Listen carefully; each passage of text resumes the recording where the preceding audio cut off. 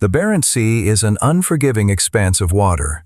It is a place where the Atlantic meets the Arctic, a realm of icy grays and impenetrable blacks, where the water temperature hovers just above freezing, even in the height of summer.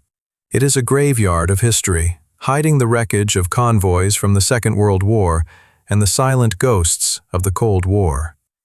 But on August 10, 2000, the Barents Sea was not a graveyard. It was a stage. Trapped beneath the surface, prowling the continental shelf, was the supreme expression of Russian military might. To understand the horror that is about to unfold, to truly grasp the nightmare of the 118 men who are about to vanish, you cannot simply look at the politics. You must first understand the machine. This is the story of the K-141 Kursk. The Kursk was not just a submarine, it was a leviathan. Belonging to the Oscar II class, known to the Russian Admiralty as the Anti or Antaeus class, named after the mythological giant who was invincible as long as he touched the earth, this vessel was a city of steel encased in rubber anechoic tiles. She was commissioned in 1994, birthed into the chaos of a collapsing empire. When the Soviet Union fell, the economy crumbled, and the once mighty Red Fleet was left to rust at the piers of Murmansk and Severodvinsk. But the Kursk was different. She was the survivor. She was the proof that Russia could still build a monster. She stretched 154 meters in length, longer than two Boeing 747 jumbo jets lined up nose to tail. She stood 4 stories tall. Within her double-hulled pressure shell, she housed 2 OK-650B nuclear reactors.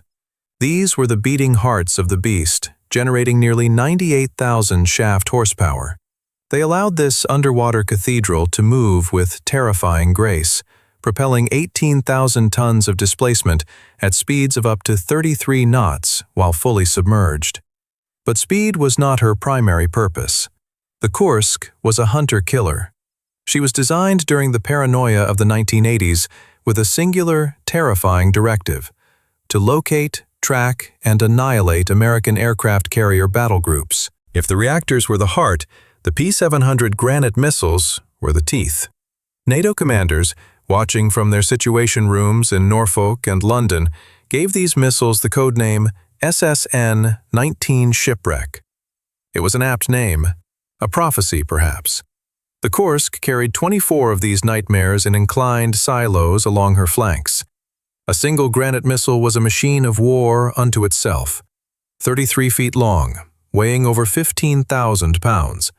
When fired, they screamed through the air at Mach 1.6, utilizing a complex internal logic system that allowed them to communicate with one another in a swarm, designating targets and diving onto them like wolves.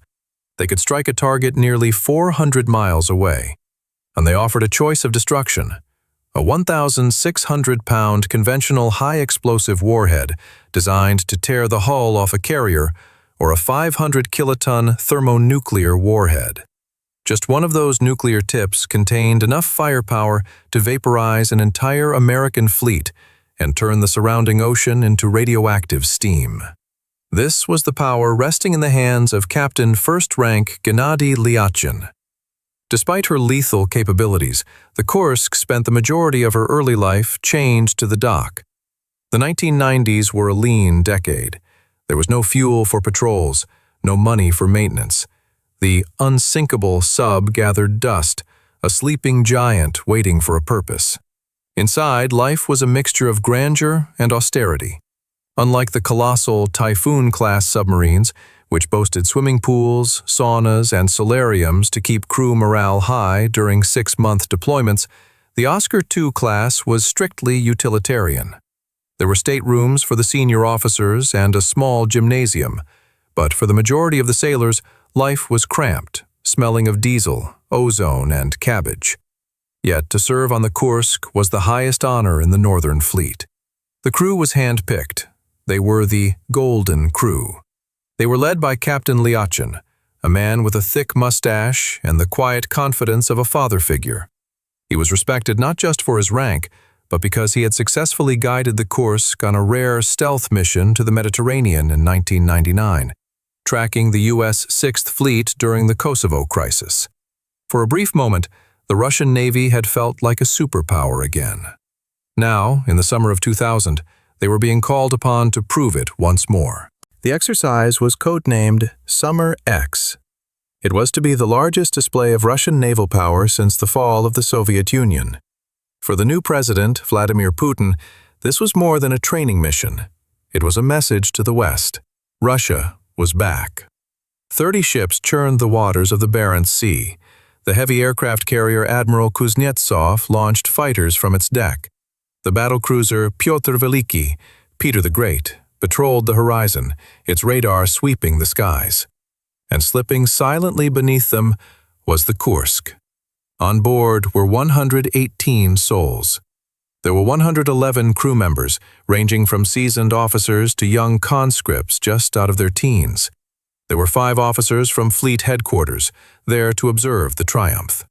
And there were 2 civilian design engineers, Gadzhiev and Mamedov, there to oversee the firing of a new, top-secret torpedo.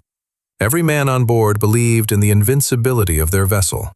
The Kursk was designed with a double hull, an outer skin and a pressure hull, separated by a gap large enough for a man to crawl through. She had 9 watertight bulkheads dividing the ship into 10 separate compartments. If one flooded, the others could be sealed. Like the Titanic a century before, she was deemed unsinkable. And like the Titanic, that hubris was about to collide with physics. The Russians were performing for the world, but they were not the only ones in the theater. Deep in the shadows, running silent, were the eyes and ears of NATO. The American submarines USS Toledo and USS Memphis were tracking the exercise, gathering acoustic signatures. The British and Norwegians were listening from afar. It was a high-stakes game of cat and mouse, a dangerous dance played out in the blind depths. The first day of the exercise, August 10th, went exactly according to the script. The Kursk rose to periscope depth. The order was given. A granite missile, fitted with a dummy warhead, roared out of its silo. It breached the surface, ignited its booster, and streaked toward its target. Success. On board the Kursk, the mood was jubilant. They had proven their worth. They were the apex predators of the ocean. They dined that night in the officers' mess, perhaps toasting to their victory, unaware that the clock was already ticking down the final hours of their lives. Because down in the forward compartment, Compartment 1, the torpedo room, there sat a weapon that had not been properly checked, a weapon that was temperamental, a weapon that the crew had not fired in years. As the sun set over the cold Arctic waves on August 11th, the Kursk descended back into the dark, preparing for the next day's event, a torpedo attack on the flagship Peter the Great. The stage was set, the actors were in place, and the tragedy was ready to begin. Saturday, August 12th. The morning broke gray and cold over the Barents Sea. The exercise was entering its climax. On the bridge of the nuclear battlecruiser Pyotr Veliki, Peter the Great, Fleet Admiral Vyacheslav Popov stood watching the horizon. He was the commander of the Northern Fleet, the master of this domain. He was expecting a show. The Kursk was scheduled to fire dummy torpedoes at his ship between 11:30 a.m. and 1 p.m. It was a standard drill: acquisition, lock, fire, and evasion. At 8:51 a.m., the radio crackled. It was the Kursk. Captain Lyachin requested permission to fire torpedoes. Popov grabbed the handset. "Dobro," he said. "Good." Permission granted. "Roger," Lyachin replied. "Good." It was a single word, simple, routine. It was also the last word Gennady Lyachin would ever speak to the outside world. Deep below the surface, in Compartment 1, the torpedo room, the crew was wrestling with a problem. They were loading a Type 65-76 kit torpedo. The crew called it the Fat Torpedo due to its massive girth. It was an older weapon, cheap but powerful, designed to hunt carrier groups. But unlike modern electric torpedoes, the Fat was propelled by a volatile chemical fuel, high-test peroxide, HTP. HTP is a nightmare in a bottle. It provides incredible range, but it is chemically unstable. If it touches rust or copper or brass, it expands 5,000 times in volume instantly. It becomes a bomb. The specific torpedo they were loading, serial number 1336A, had been manufactured 10 years prior. It had sat in storage, unmaintained. The rubber seals were drying out. The welding on the casing was microscopic in its imperfection, but fatal in its consequence. At 11:28 a.m., a sailor in the nose of the sub likely noticed a smell, acrid, chemical. Maybe he saw a hiss of steam. Inside the tube, the peroxide was leaking. It hit the kerosene fuel. The first explosion was sharp and contained. Equivalent to 100 kilograms of TNT, it blew the doors off the torpedo tube. A fireball, hot as the surface of the sun, ripped through Compartment 1. The 7 men in that room were incinerated instantly. The blast wave traveled backward, slamming into the bulkhead of Compartment 2, the command center. On the bridge, Captain Lyachin and his officers would have been thrown from their feet. Smoke began to fill the air. The smell of burning electrical insulation and searing flesh. For the next 2 minutes and 15 seconds, the Kursk was in agony. She was blinded. Her nose was on fire. The captain likely tried to order an emergency blow, to pump air into the ballast tanks and surface immediately. "Blow all tanks! Rise! Rise!" But the sub didn't rise. The nose was filling with water, dragging her down. She began to plow toward the seabed at a 20-degree angle, and inside the burning Compartment 1, the fire was raging. It was now hot enough to melt steel, and it was licking at the casings of the other torpedoes. 11:30 a.m., the Kursk hit the bottom, and then the world ended. 5 to 7 torpedo warheads detonated simultaneously. This was not an accident. It was a cataclysm. The explosion measured 4.2 on the Richter scale. It was 250 times more powerful than the first blast. It tore the entire bow of the submarine apart. A hole the size of a townhouse was ripped through the reinforced steel hull. The shock wave was so violent it didn't just travel through the water. It traveled through the Earth's crust. Sensors in Norway jumped off the charts. Seismographs in Alaska, thousands of miles away, recorded the tremor. On the surface, the 28,000-ton battlecruiser Peter the Great shuddered violently. Reports came from the hull. "We are shaking. Something has hit us." It was a scream from the deep, a death knell. To the Americans on the USS Memphis, watching their sonar screens, the signature was unmistakable. A sharp pop, followed by a hideous, grinding roar. They knew exactly what had happened. To the Norwegians, it was obvious. But in the Russian command center, a paralyzing denial took hold. The shock waves were reported to Admiral Popov. "Sir, we registered a seismic event." Popov, standing on the bridge of the flagship, ignored it. He assumed it was part of the drill. Or perhaps he assumed it was just another malfunction of Russian equipment, a sensor ghost. He waited for the Kursk to radio in. 12 p.m. Silence. 1 p.m.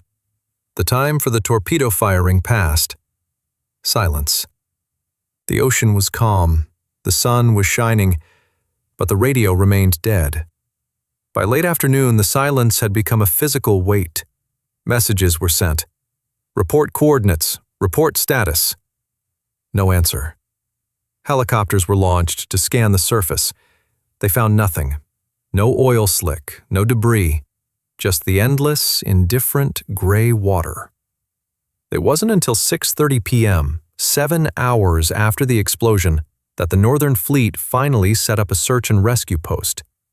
7 hours of wasted time. 7 hours where men might have been alive, waiting for help that wasn't coming. Captain Alexander Teslenko was put in charge of the rescue. He ordered the salvage ship Mikhail Rudnitsky to deploy from the mainland. This decision was the first nail in the coffin of the rescue effort. The Rudnitsky was a relic, a 20-year-old converted lumber carrier. It was not a specialized rescue vessel. It lacked dynamic positioning thrusters to hold it steady in rough seas. And as fate would have it, the barometer was dropping. A storm was coming. The tragedy is that Russia had the right tools. They possessed 2 India-class rescue submarines, designed specifically to mate with a downed sub and extract the crew. But in 1995, to save money, they had been mothballed. They were sitting in a dock in St. Petersburg, rusting, while the Kursk lay 354 feet down in the mud. It wasn't until 10:30 p.m. that the Northern Fleet finally declared an emergency. The exercise was canceled. 3,000 sailors on 20 ships began to scour the ocean. But inside the war rooms of the Russian Navy, the disconnect between reality and bureaucracy was surreal. The official logs from that night read like a satire of Soviet incompetence. At 7 p.m., while families back on shore were starting to worry why their husbands hadn't called, the log entry on the flagship read, 0.8 kilograms of delicacy canned food, cod liver in its own juice, was issued to the officers' war room. Rescuers started watching artistic videos. While the admirals ate cod liver and watched movies, the wreckage of the Kursk settled into the silt. The forward compartments were obliterated. The control room was flooded. Most of the crew were dead. But in the stern, in the darkness of the 9th compartment, the heart of the Kursk was still beating. There were survivors, and they were waiting. Sunday, August 13th, 7 a.m. 20 hours have passed since the explosion. In the Kremlin, the phone finally rang. Admiral Popov, having exhausted every excuse and every hour of delay, formally notified the Ministry of Defense of a possible catastrophe.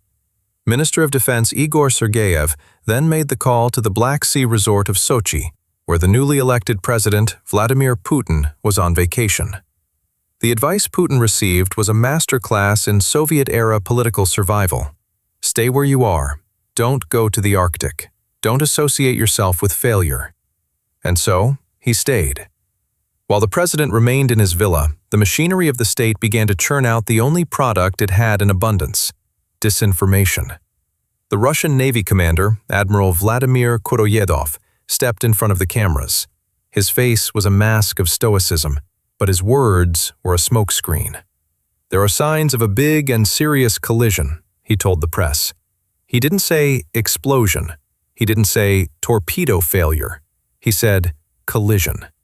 It was an instinctive defensive reflex. If the Kursk had collided with something, it had to be a foreign vessel. It had to be the Americans.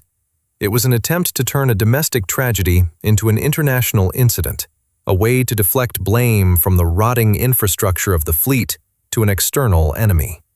The U.S. Pentagon immediately issued a flat denial. We are not involved. But in Russia, the lie took root.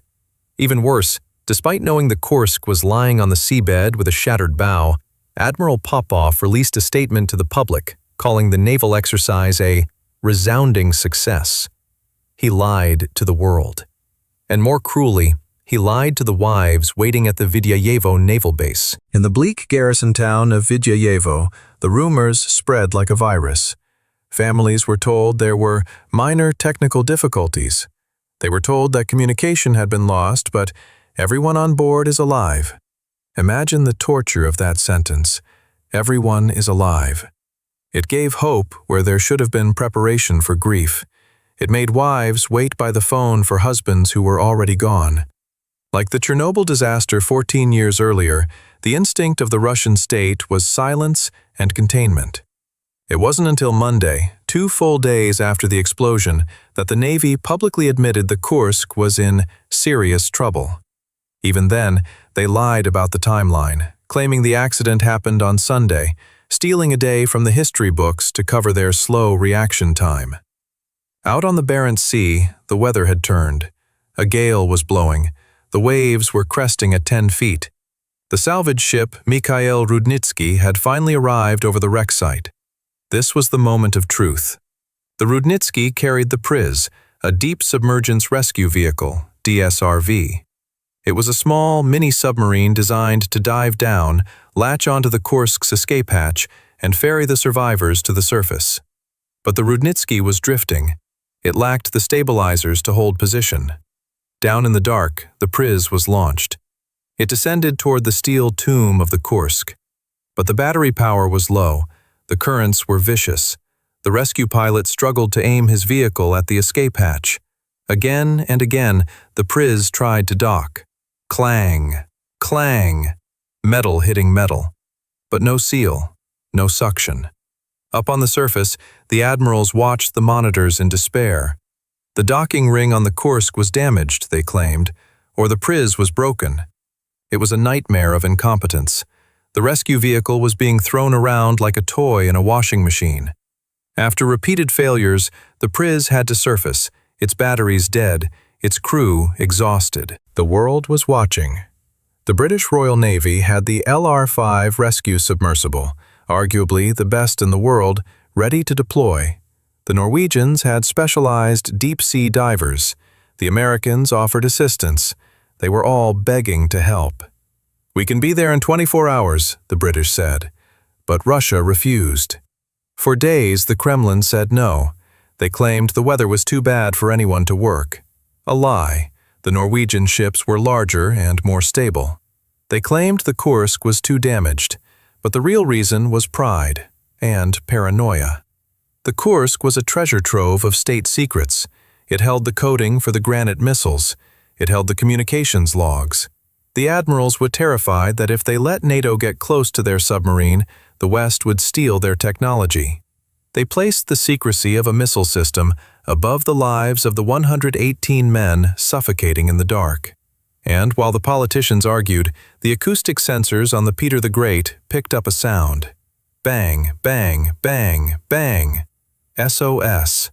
Rhythmic tapping on the hull. The Navy denied it publicly. It is just debris hitting the hull in the current, they said. But the sailors on the surface knew better. Tapping is the language of the trapped. It is the sound of men who are alive, cold, and terrified, signaling to the world that they are still there. Someone was alive in the stern. Someone was counting on them. Time was the enemy, and Russia was wasting it. Estimates suggested the air in the surviving compartments would last until the 18th. Tuesday passed. Failed rescue. Wednesday passed. Failed rescue. Thursday passed. Families were now screaming at the gates of the naval base. A famous video leaked of a mother screaming at Deputy Prime Minister Klebanov, demanding to know where her son was, until a nurse injected her with a sedative to silence her. The facade was cracking. The anger was boiling over. Finally, under immense international pressure and rising public fury, Putin folded. He authorized foreign aid. It was the 19th of August, 7 days after the explosion. The Norwegian ship Normand Pioneer arrived, carrying the British LR-5. But even then, the obstruction continued. The Russian admirals imposed restricted zones. They demanded the British divers sign waivers. They tried to discharge the British team entirely at the last minute. Vice Admiral Skorgan of the Norwegian Navy was furious. He complained that the information given by the Russians was so fake, so inauthentic, it threatened the safety of his own divers. It was Cold War paranoia in the year 2000. But the Norwegians were professionals. They ignored the politics and got to work. They didn't use a clumsy diving bell. They used saturation divers. Men in suits descended into the crushing depths. They reached the rear escape hatch of the Kursk. The Russian attempts had failed for 7 days. The Norwegians managed to unscrew the valve in minutes. They performed a pressure test on the airlock. If the airlock was dry, there might be survivors in the compartment below. If it was flooded, they opened the outer hatch. It moved easily. They looked inside. The airlock was full of water. It was Monday, August 21st. The rescue was over. The recovery was about to begin. And the world was about to learn that the tragedy wasn't just about an explosion. It was about a piece of paper, a pencil, and a slow, agonizing death in the dark. Monday, August 21st. The outer hatch was open. The airlock was flooded. But there was still one final barrier, the inner hatch. If the men inside had equalized the pressure, If they were still alive in an air pocket, this hatch would be the difference between life and death. The Norwegian divers, working in the freezing silence, cracked the seal. Bubbles did not escape. No rush of air, just the heavy, sluggish movement of water meeting water. The hatch swung open. The divers shone their lights into the abyss of Compartment 9. It was completely flooded. The water was murky, filled with floating debris, clothing, books, bedding, and then the light caught the shapes, bodies, floating in the stillness. There were no survivors. The Kursk was a tomb. The news broke that evening. Admiral Popov appeared on national television. The man who had delayed, who had lied, who had claimed the exercise was a success, now looked broken. He stared into the camera, his eyes hollow. He slowly removed his naval cap. "Forgive me," he said, "for not saving your sailors." It was a stunning admission of failure from a Russian official, but for the families gathered in the community center in Vidyayevo, it was too little and far too late. Grief turned instantly to rage. "You killed them!" one woman screamed at the television. "They were alive, and you let them die!" The Russian Federation, humiliated and indebted, asked Norway for help retrieving the bodies. It was a gruesome task. The hull had to be cut open with massive saws. The sea, reluctant to give up its dead, fought them with storms. But slowly, the bodies were brought home. As the investigators began the grim work of identifying the dead, they found something that would shatter the official timeline of the disaster. The admirals had claimed that the entire crew died within minutes of the explosion. They claimed that the rescue delay didn't matter because no one could have survived the initial blast. It was a convenient lie. It absolved them of guilt. But the dead speak. In the pocket of Lieutenant Dmitri Kolesnikov, the commander of the turbine section, searchers found a piece of paper. It was waterlogged, stained with oil, but the pencil markings were still visible. It was a letter. A voice from the grave. "It's 13:15. All personnel from sections 6, 7, and 8 have moved to section 9. There are 23 of us here. We have made this decision because none of us can escape." 1:15 p.m. This was hours after the explosion. While Admiral Popov was staring at the sea, wondering if it was a drill, 23 men were huddled in the darkness of the stern. The lights had failed. The temperature was dropping. The air was filling with carbon dioxide. Kolesnikov, a young officer with a beautiful wife waiting at home, took charge. In the pitch black, likely using a chemical light stick or a lighter, he wrote a list of the men present. He kept discipline. He kept them calm. 2 hours passed. The air grew heavy. Men began to lose consciousness. Kolesnikov picked up his pencil one last time. "It seems like there are no chances.